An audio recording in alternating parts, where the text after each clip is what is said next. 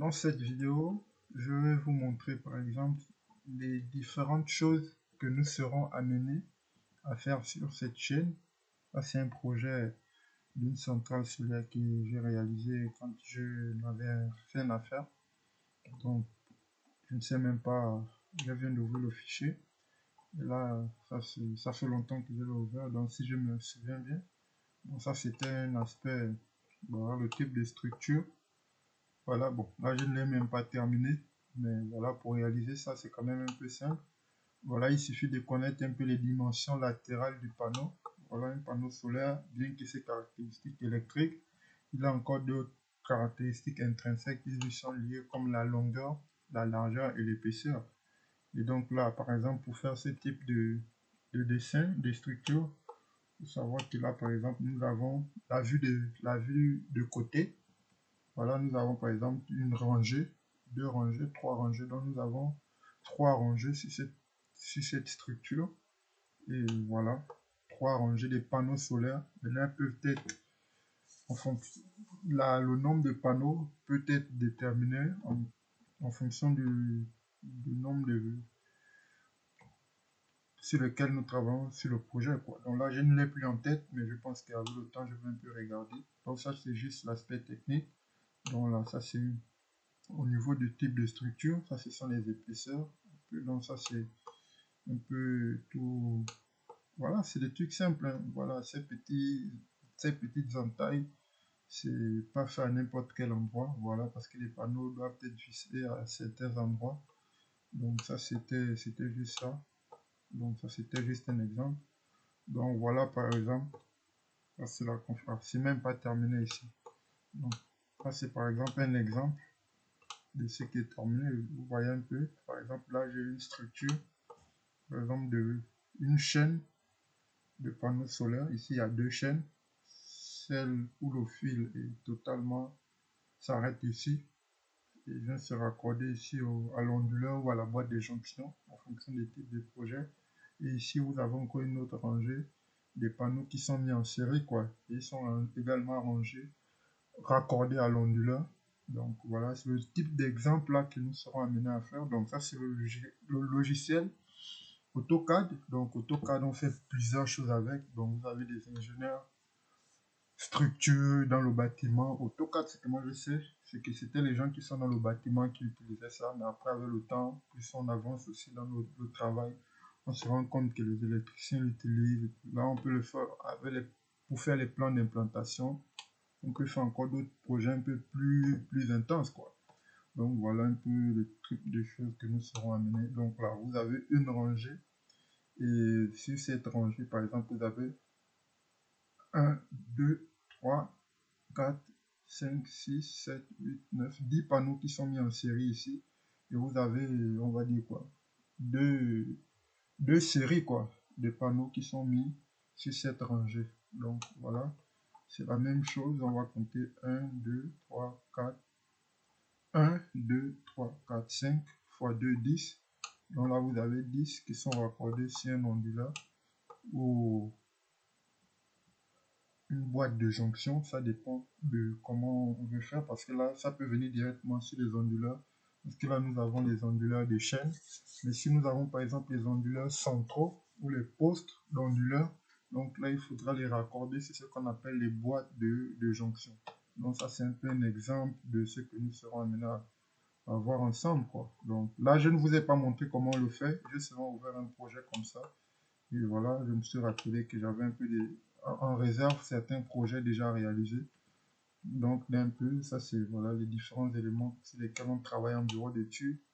Voilà un peu pour faire par exemple cet aspect, ce catalogue-là. Donc il y a une norme à respecter, la réglementation et tout et tout et tout. Le type de projet, l'entreprise, la date et tout et tout. Donc voilà un peu tout ce qu'il y a à savoir, quoi. Donc c'était juste un exemple comme ça pour vous montrer tout ce qui peut être fait, quoi, dans ce domaine. Donc avec ça par exemple, voilà, le technicien il sait de manière visuelle, quoi. Il sait que bon là, à ce niveau, ce sont des blocs de béton qui sont en rouge.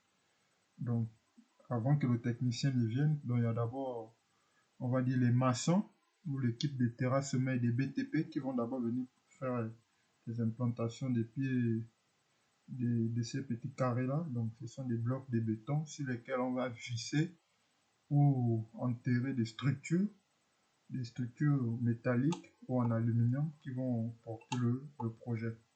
Donc, c'est un peu tout ça que nous serons amenés à faire sur la chaîne. Donc, voilà, là, je vous montre juste un aspect de ce qu'on peut être amené à faire, quoi. Donc là, je vais passer à un autre type de projet que j'ai déjà peut-être réalisé. Et voilà. Si je ne retrouve pas, j'avais beaucoup de projets ici, hein. C'est quoi?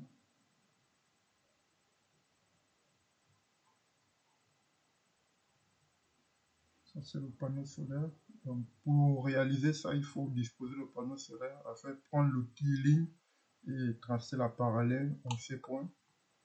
Et voilà. Ça, c'est la structure portante. Ah bon, ça, c'est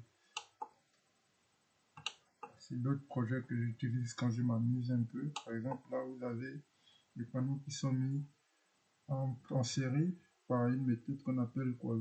Bon, je sais pas si c'est sur des moutons ou quoi, je ne sais pas. Je dois encore m'y renseigner parce qu'il y a deux façons de mettre des panneaux en série. Là, vous avez par exemple 1, 2, 3, 4, 5, 6, 7, 8, 9, 10, 11, 12, 13, 14, 15, 16, 17, 18, 19, 20.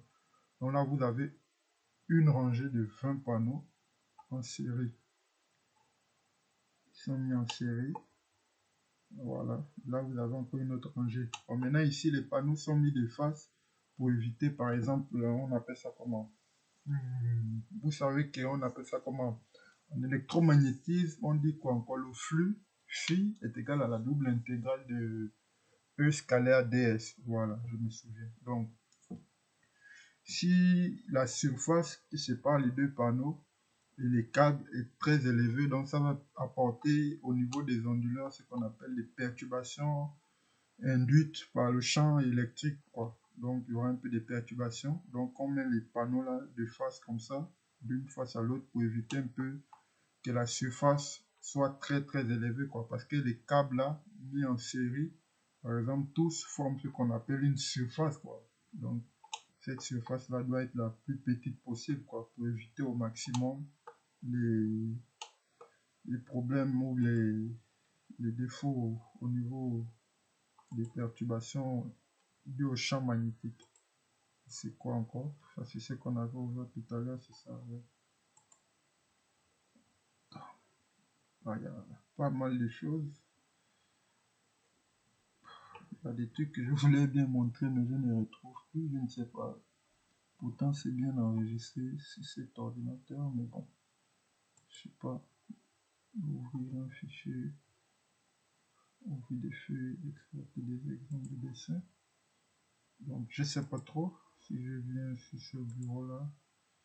Est-ce que je pourrais... Voilà, il y avait un projet ici, non? Est-ce que c'est le dessin au cadastre? Si j'ouvre ça là, est-ce qu'il peut s'ouvrir directement?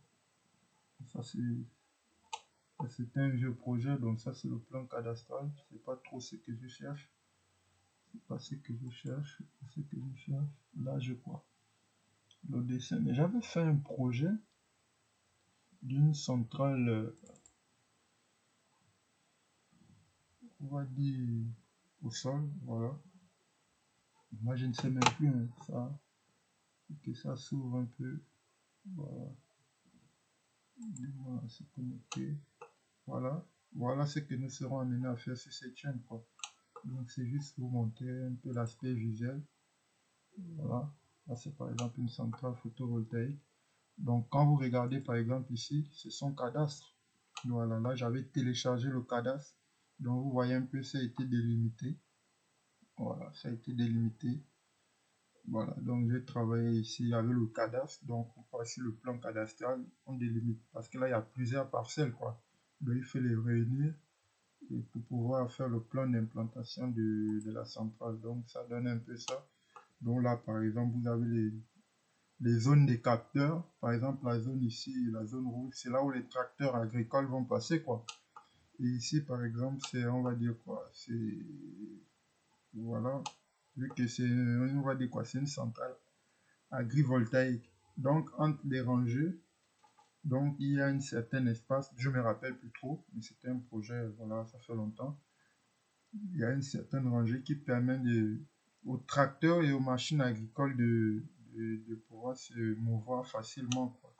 Donc là, entre cette zone-là et là, il y a quand même une zone, un espacement qui permet voilà, de ne pas utiliser toute la surface, quoi. Donc là, par exemple, ça c'est les plans d'aménagement. Là, les machines agricoles peuvent facilement entrer sur la parcelle. C'est vraiment bien délimité. Donc voilà, je sais pas, ici j'avais délimité, voilà, c'est une zone témoin. Vous savez que par exemple les panneaux solaires, c'est voilà, il n'y a pas encore trop, c'est bien que ça existe depuis. Nous n'avons pas encore une forte, on va dire quoi, un grand recul dessus, quoi. Donc par exemple, comme ici c'est une centrale agrivoltaïque, agri pour agriculture et voltaïque pour la production d'électricité.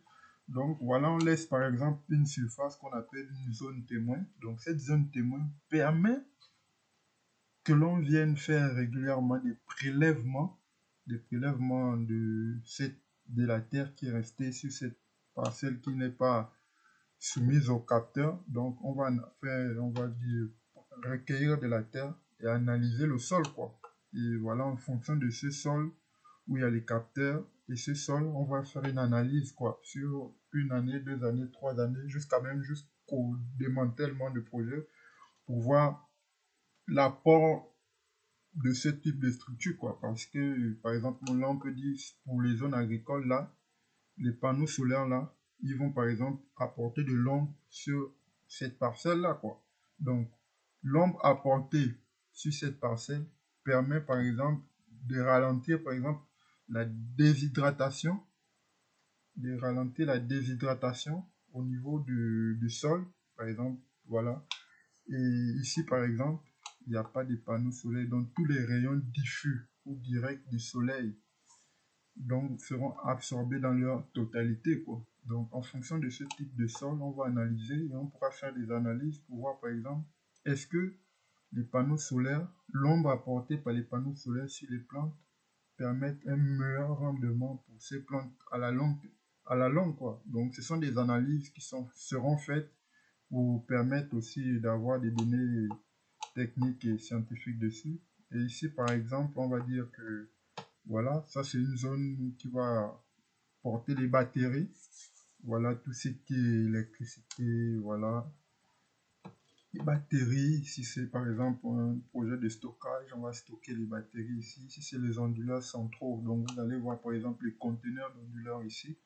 Donc voilà un peu quoi, les différentes zones dont on va résumer. Cette zone par exemple, il y a 3 zones. Il y a la zone délimitée en rouge là, qui est ce qu'on appelle la zone des capteurs. Donc c'est le plan d'implantation. Sur ce plan d'implantation, vous avez la zone des capteurs solaires. Ici, vous avez la zone témoin. Et ici, vous avez le local onduleur, top technique, batterie et tout, etc. Tout ce qui est matériel de supervision. Vous pouvez même avoir, on peut dire, voilà une zone pour, par exemple, si c'est une zone qui est sécurisée, par exemple, parce que là, on peut dire, il peut avoir une clôture, voilà, pour que n'importe quel individu n'ait pas accès à la centrale. Voilà, on peut mettre des bordures là, des barrières, des grilles métalliques vertes, etc. Là, par exemple, on peut mettre un poste de surveillance. Par exemple, là, dans chaque coin, il peut y avoir des caméras, etc. Voilà, pour éviter tout type d'intrusion. Donc là, sur cette parcelle-là, cette partie, on peut avoir aussi un poste de surveillance. Donc, les gardiens, les veilleurs de nuit pourront être sur site régulièrement. Donc, voilà un peu plein d'aspects de choses que nous serons amenés à vérifier, quoi. Donc, c'est un peu ça. Maintenant, je ne sais pas si je retrouve encore son projet d'origine fait avec QGIS. Donc, voilà, je vais essayer d'ouvrir un peu ça. Tu vois, c'est QGIS, non? J'essaie d'ouvrir un autre logiciel là, QGIS, pour voir si bon, ça refuse. Donc, on va pas forcer. On va On va fermer. Donc voilà un peu en résumé tout ce que nous allons voir sur cette chaîne-là. Bon, ça c'est quand même bon. De ce type de projet, pour arriver à ce niveau, ça c'est les dernières étapes, quoi. Mais il y a beaucoup d'autres étapes encore que nous allons voir avant d'arriver là, quoi. Parce que là, c'est quand tu as déjà quand même tout maîtrisé, là tu as réussi le plan d'implantation des capteurs. Après là, par exemple, tu peux déterminer le nombre de panneaux qu'on a eu à utiliser.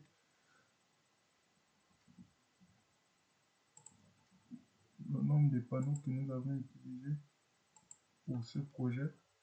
Donc, bon, voilà, c'était juste un exemple, mais bon, après, ça, un peu, on est allé dans tous les sens.